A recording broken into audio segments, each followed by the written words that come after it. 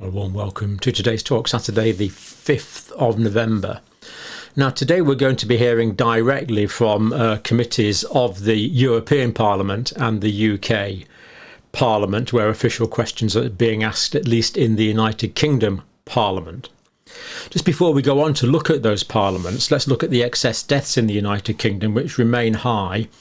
This is the latest data here. The week up to the 21st of October, there was 13,463 deaths. People do die, but that's 15.7% above the average we would expect for the week of the year. That's 1,822 excess deaths, despite COVID deaths only being 5.5% of all deaths. And indeed, some of those, of course, would be with COVID, not from COVID. This is the graph we're familiar with looking at, and we do see the excess deaths above the black line here remain high and have been for some weeks. Now, the British Heart Foundation have actually published some data here on the cause of these deaths. So this is actually quite interesting. We see there's more deaths. So anything on this side is increased deaths. Anything on this side is reduced deaths.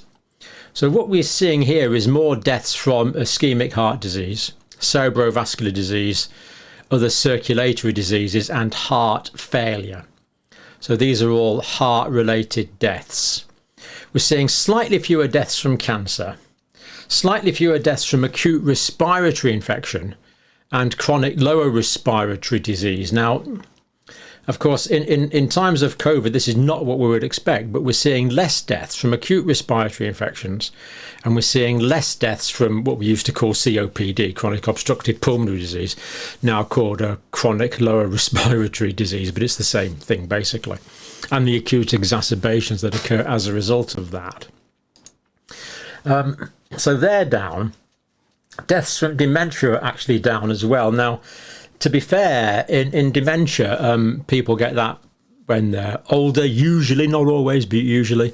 So other people may have died before they had time to get dementia in this circumstance. That is feasible, but less deaths recorded from dementia anyway. More from urinary, more from liver disease, and quite a lot more through diabetes. Slightly fewer through Parkinson's disease. Now, that data is reported on this website here from the British Heart Foundation, which is a heart advocacy and research group, and there's that data there, which shows fairly clearly what is going on in terms of increased cardiac deaths, which is the same picture we've just looked at. Now, moving on, we'll be showing some data here. This is from this. We're going to be looking at data in a minute from the official government YouTube channel. So this is completely official government data. So we are not saying anything here that's not officially recorded by the UK government. Now, let's just, before we look at the UK data, let's just listen to Mr. Christian Terraz, who's concerned about the increased mortality in Europe. Raised all across Europe. The excess mortality rate in the month of July 20, according to Eurostat, in the month of July, the excess mortality rate all across European Union went up 16% more than the average of 2016 and 2019. Now, if you look on the map here, this is released by the Eurostat. It's not from us. Order. So before we look at the UK Parliament, let's just see if Mr. Terraz is making that up. So if we look at the graphic that Mr. Terraz had there, this is that graphic here, and it is indeed from Eurostat, and I've given the reference for it. Monthly excess mortality in August 2022. Now, you'll notice that the European data is quite out of date compared to the UK data, but it's the latest we've got. I did check on the website just in the past few hours, but we do see that, okay, there's no data there for Spain, and I think that's Romania, is it?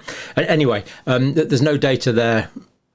No, is that Bulgaria? Sorry about that. Anyway, but we see in countries like Finland, Norway, Sweden, Germany, Ireland, Iceland, Greece, the numbers of deaths are significantly higher, and even in other countries here, France there, for example, we see Poland there, we see that the numbers are higher than we would expect. So he's absolutely right, and we're looking at about an increase in 16%.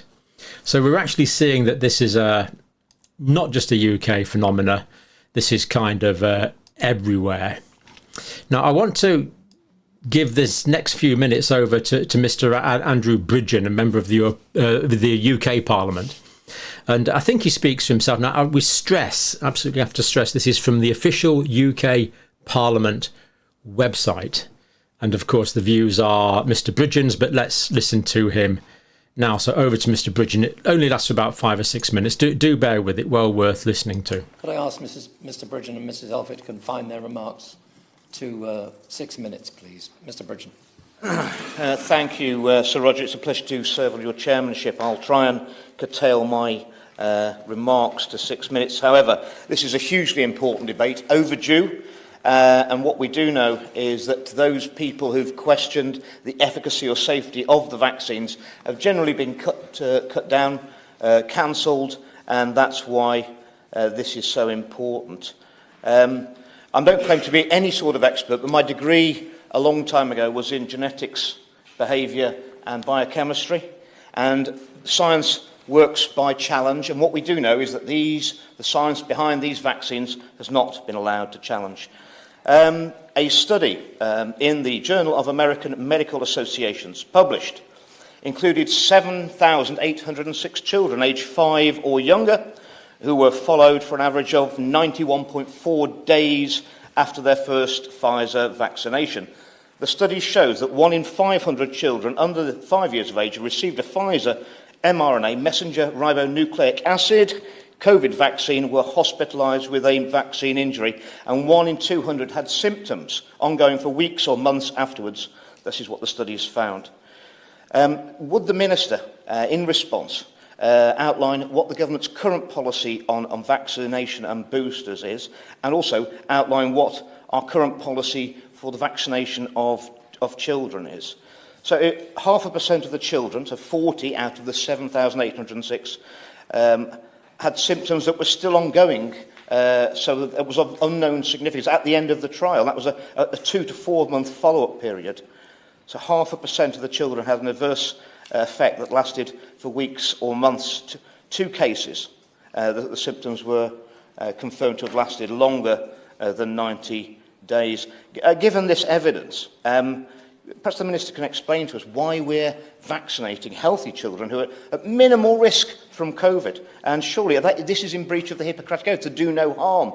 We're not in a situation where we can ask young people to risk their lives to protect older people. That's, in a civilised society, that can't be the way it works, Sir Roger, at all. According to The Independent, in April this year, more than 1,200 claims have been made to the Vaccine Damages Payment Scheme, which entitles successful applicants, as my right honourable friend, the member for Christchurch, pointed out, for £120,000 if a causal link between vaccination and severe reaction culminating in injury or death is proven. Does the Minister recognise these figures?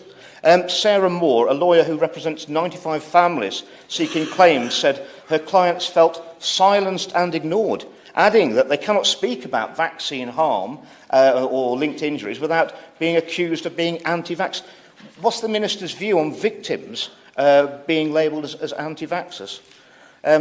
The Department of Health and Social Care commissioned research through the National Institute of Health Research. 1.6 million has been allocated for a programme to understand the rare condition of blood clotting with low platelets following vaccination for COVID-19. Does the Minister think this is sufficient, and is there sufficient breadth of investigation considering all the things we're finding out about these vaccines?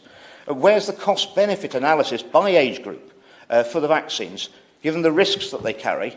Especially as the pharma companies are now admitting that the vaccination does not impact on transmission. And did the government, at the time of the mandating vaccines for care workers and NHS workers, know that the vaccines had not been tested to whether they actually prevented transmission at the time the mandates were brought in? The Florida Department of Health Sir Roger, conducted an analysis through self-controlled case series, which is a technique originally developed to evaluate vaccine safety. This analysis found that there is an 84% increase in the relative incidence of cardiac-related death amongst males 18 to 39 within 28 days following a messenger ribonucleic acid vaccination. And with a higher level of global immunity to COVID-19, the benefit of vaccination is likely outweighed by this abnormally high risk of cardiac-related death amongst men in this age group. The recommendation now in Florida is that they do not have vaccination of any male under the age of 40. Studying the safety and efficacy of any medications, including vaccines, is an important component of public health. That's the Surgeon General, Dr. Joseph Ladapo. Far less attention has been paid to safety, and the concerns of many individuals have been dismissed. And these are important findings that should be communicated to all Floridians. I would suggest, Sir Roger, these are important findings that should be transmitted to everyone who's had a vaccine or is contemplating having a booster. I also had the pleasure of meeting Dr. Azim Malhotra last week at the APPG launch, and he made a very, very strong case that up to 90% of adverse vaccine reactions are actually not even being reported. And finally, I wish I had longer to speak. Finally, the excess deaths we're suffering at the moment in this country, across Europe and in the Americas. What analysis is the government making of these excess deaths? But even a casual glance at the data shows that there's a very strong correlation between vaccine uptake and the level of excess deaths being found in that country. Surely we must have an investigation. These are tens of thousands of people who are dying more than we're expected. It's really, really important. And I think if we don't get this right, no one's going to believe we're going to lose trust in politicians, and we're going to lose trust in our medicine and our medical system. Thank you very much. Natalie Elphick. Order. Okay, I think we'll leave that there. Quite a distressing listen, really, to be quite honest. Science works by challenge. I think it goes that way around. No, it doesn't. It goes the other way around. It goes upside down, not downside up. It's how science progresses. A dialectic progression. Science works by challenge. And by the way, isn't it good to have members of Parliament who are scientists by background?